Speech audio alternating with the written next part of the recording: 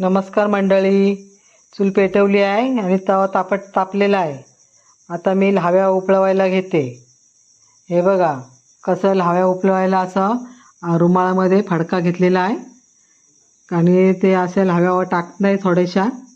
हे बघा आता कशा उपळवते, लाह्या उपळवते. झाल्या त्या बघा, झाल्या तयार लाह्या. आता काढते, आता परत टाकते दुसऱ्या. आमच्या पिढीनपिढी अशा लाह्या उपलवायच्याच लागतात दरवर्षी. कृष्ण जन्म होईल तेव्हा कृष्णामध्ये तांदूळ न टाकताना लाह्यानेच टाकायचं त्याचं. आणि नैवेद्य पण लाह्याचाच. आणि ह्या लाह्यापासून पीठ करणार आम्ही आता. हात भाजत होता म्हणून आता मी ह्याच्यामध्ये कावेलत्यामध्ये बांधते, कारण हात भाजतंय ना, म्हणून कावेलत्यामध्ये बांधायला घेतलं. आता अशा थोडेसे टाकते परत.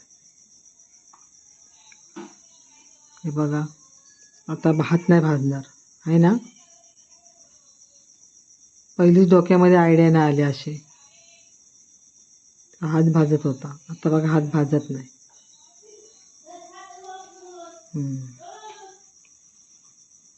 हे बघा लाह्या तयार झाल्यात. चाळून घेते.